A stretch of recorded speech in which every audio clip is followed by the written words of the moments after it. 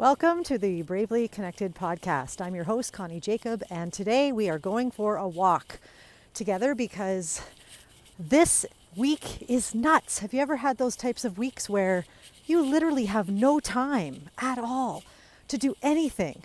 So my usual rhythm of recording the podcast is gone. I don't have any time. So I figured, hey, you know what? We create best from constraint. This week I have a time restraint. And so, hey, I have a phone. I need to walk somewhere. So walk with me, friends. This is my community. This is where I do a lot of my community work. And today I want to talk to you a little bit about the difference between being transactional in our relationships and relational. We as a society, as a culture, are very transactional. Education systems, medical systems, marriages, working with our own children, parenting, everything, every relationship you can think of, we are constantly being told, be transactional. You want a result. What result are you looking for in your students right now? What result are you looking for in your marriage, in your partnership? What result are you looking for with your children? Okay, I want you to be thinking about what result am I looking for right now in my relationships? Now I want you to ask yourself the question, what am I doing to get that result? And I want you to ask yourself, is what I'm doing being relational, or is what I'm doing being transactional? So let me define those two things for you. So being relational, actually let's start with transactional.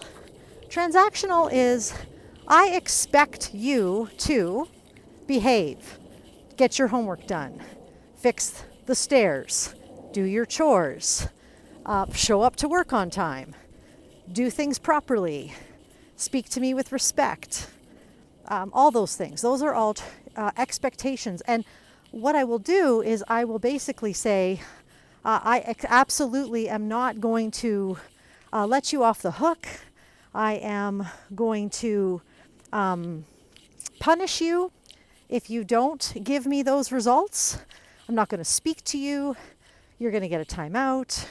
You're not going to be invited to our next dinner. You are not going to be allowed to go for recess. All of those things. That's transactional, right? You expect the result and you are like behavior management specialist. You are not going to give them something unless they give you the result. It's almost rooted in punishment.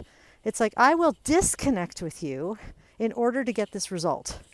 And not that expecting results is bad. I mean, come on, it's not bad. I mean, all of those things that you're wanting out of these relationships or out of these students or whatever, I mean, this is not wrong. The problem is that humans were never meant to be transactional. Humans were meant to be relational. So, being relational means my connection with you does not matter if you behave, if you perform, if you succeed, if you show up, okay? My connection with you doesn't change, okay? My commitment to you becoming the best that you can be and my role in that, if I'm a leader or a teacher or a parent, that's not going to change. I'm not going to make you feel shame. Now, being relational does not mean that you're still going to just, whatever you want, just do whatever you want then, because that's what I hear the most. This is what I hear from parents. I hear from teachers. They're like, well, we have to have these expectations. We have to, these kids need to do these things. My spouse can't just do whatever they want and expect this marriage to work. So, and you're absolutely right. The problem is that when we work in fear, control, and punishment, we end up producing the very thing that we weren't wanting in the beginning, and that is disconnection.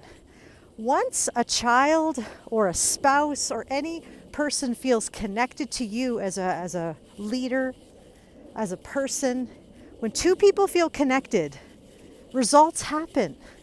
And it's now a natural byproduct rather than you forcing it with punishment or just, I don't know, think about the last time that you were in an institution that made you feel like you were just a number.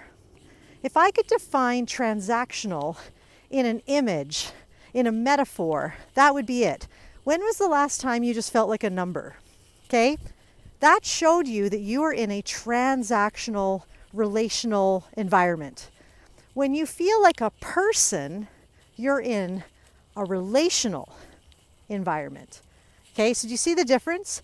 Transactional is I'm a number, relational is I am a person. Now, with my boys, let's just get personal for a minute here.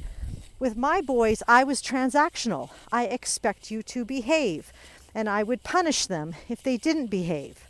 Well, that only caused, especially my oldest son, more anxiety, more depression, more disconnection, and to be honest, his behavior got worse. And I've noticed this with every student that I've worked with. I've noticed this in environments like where I am. Actually, here, I want to show you. If you're watching on YouTube, oh, you won't be able to see it yet. But where I'm going is the hub that I work at in my community.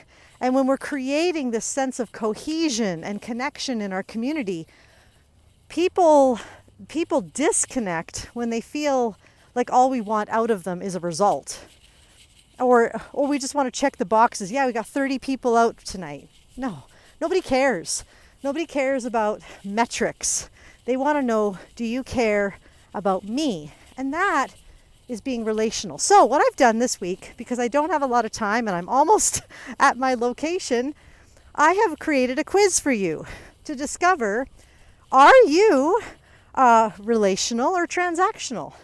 And then there's a little in between. So I want you to take the quiz and then let me know which one you are. And then I'm going to send you, if you send me which one you are, I'm going to send you some tips to help you continue on the relational journey to be bravely connected, because to be bravely connected to people is the goal of this podcast. For you to create environments in your homes and schools and communities where people don't just feel like a number, but they know that they matter. And that doesn't just happen. That is created, and it's created by people like you and like me. And this podcast answers the question, how on earth do we do that? Well, friends, I hope that I can help you. Every week I show up on here, hit that subscribe button, because every week I show up on how can you stay bravely connected to yourself, to your students, to your home, to your community. Speaking of community, there's the lovely building that I work in every week.